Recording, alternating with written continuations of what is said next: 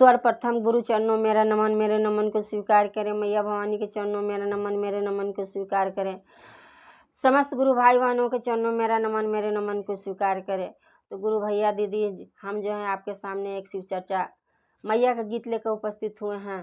तो हमारे इस गीत को अगर आप लोग को पसंद आए तो इस वीडियो को लाइक और सब्सक्राइब कीजिएगा तथा जितने भी गुरु भाई बहन हैं उन लोगों को शेयर कीजिएगा तथा आप लोग अपना आशीर्वाद हम पर बरसाए रखिएगा।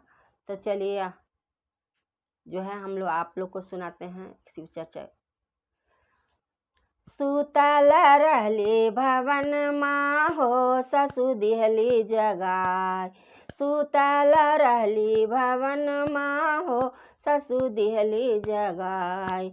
उठा उठा पुतहु सोहागिनी हो, चला मैया दरबार। उठा उठा पुतहु सोहागिनी हो, चला मैया दरबार।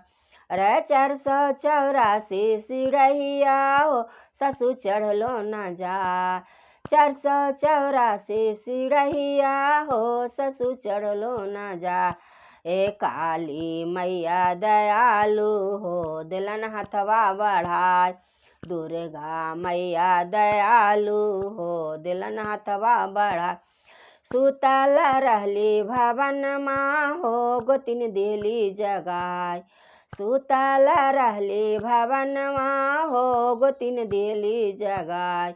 उठा उठा गोतिन सोहागिनी हो, चला मैया दरबार। उठा उठा गोतिन सोहागिनी हो, चला मैया दरबार। 484 सिरहिया हो, गोतिन चढ़लो न जा। 484 सिरहिया हो, गोतिन चढ़लो न जा। लक्ष्मी मैया दयालु हो, दिलन हथवा बढ़ाय। सरस्वती मैया दयालु हो, दिलन हथवा बढ़ाय। सुतल रहली भवन माँ हो, ननद दिहली जगाई। सुतल रहली भवन माँ हो, ननद दिहली जगाई। उठा उठा भाभी सोहागिनी हो, चला मैया दरबार। उठा उठा भाभी सोहागिनी हो, चला मैया दरबार। 484 सिरहिया हो, ननद चढ़लो न जा। 484 सिरहिया हो, ननद चढ़लो न जाय। सरस्वती मैया दयालु हो, दिलन हथवा बढ़ाई। सातो मैया दयालु हो, दिलन हथवा बढ़ाई। सुतल रहली भवन माँ हो, स्वामी दिहलन जगाय।